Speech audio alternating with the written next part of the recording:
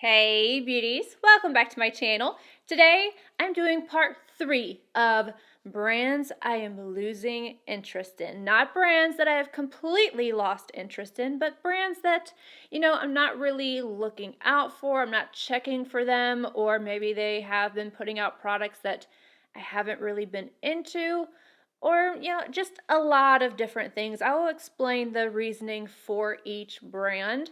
And this is not to say that I will never purchase from them again. It's just that right now I'm just not really that into you. I'm losing interest, but it could come back. It could come back. We'll see. All right. The very first brand I want to talk about is Jouer. I feel so weird talking about this because one of their products is something that I have gone through several times. It is their bronzer. It is one of my favorite bronzers that I've ever used, that I have had in my collection. I've gone through several of these. I mean, I have one in my empties and I have hit pan on this one right here. This is Sunlight and Suntan. I think this is such a great formula. I love it.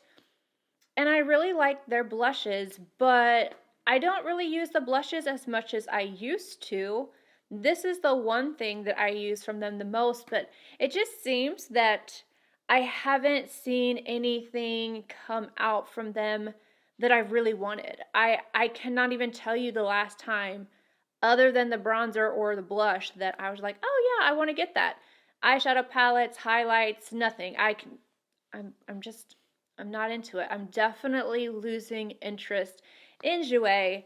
Still going to continue to purchase that bronzer as long as it's available, but the brand, I think they need to step up their game just a little bit. Next up, this one's teetering on me just a little bit. And the only reason why I'm saying that is because they are about to release something that I do want to purchase, but overall, I'm not finding myself getting excited, and I don't feel like they're really releasing.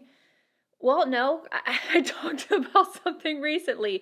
Lady balls. I remember them. Yeah, okay, so we're talking about Too Faced here. I feel like anytime we talk about some weird name, it's usually Too Faced, NARS, and then there's one other culprit that's, always with the weird names. But Too Faced is a brand I'm not really, I don't know, I'm not checking for. They have released several things. I'm like, oh, it's cute, but I still haven't purchased it.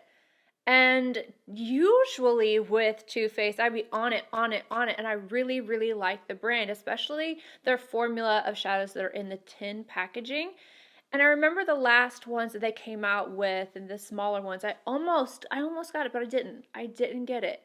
And now they are coming out with a shadow palette called Barely There, I believe, which is, I didn't even think about it until it was pointed out to me that it was slightly inappropriate. It's like, oh yeah, you're kind of putting, I don't think I need to go into it, but my mind just did not go there. But the colors of the palette are definitely something that I'm interested in, and they have put out foundations that I like, but they end up breaking me out, so then I'm not even using them. It's just, I feel like Too Faced had their time where they were just huge, and now, I don't know, it's not a brand that I am thinking, oh, when's the next time Too Faced is going to be bringing something out? And I even forgot to talk about the Barely There palette in my purchase or pass. So that tells you something right there. And I kind of don't know if I'm going to pick it up now. I don't know. I'm on the fence with it. Dose of Colors. This one, I have not seen a product.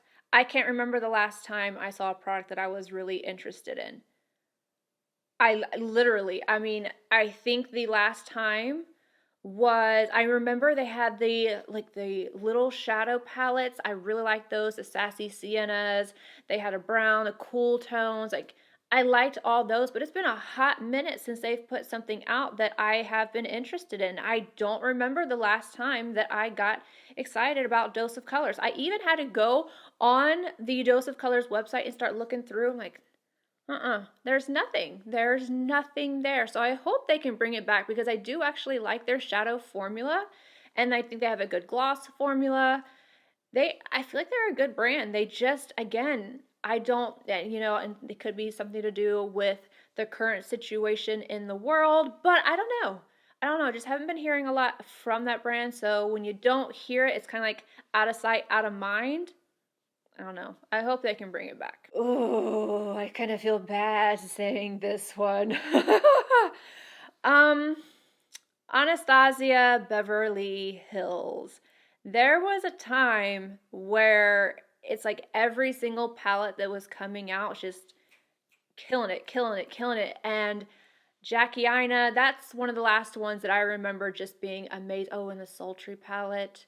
I mean, they have so many good ones. But this last release, I was really hoping to be re-inspired by the brand with the highlight, the iced out highlight. And then I wasn't that interested in the brow wax, but I was going to try it anyway. I didn't like it. And the iced out highlight, that formula does not hold a candle to any of the formulas that I am used to from Anastasia Beverly Hills.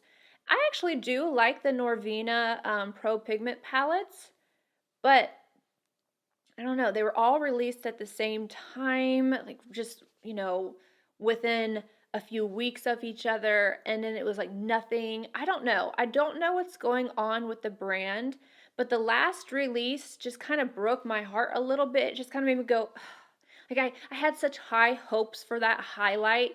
ARMANI was such a huge hit, and then that one I was just like, you know, it's just not great. And I'm waiting for another really good eyeshadow palette to come out, and I'm hoping, again, I'm hoping and holding out for this brand, but right now, other than my Brow Wiz, it's not something, again, that I am really looking out for. Another one that I actually really love the brand, but I feel like they need to get off of the coconut train.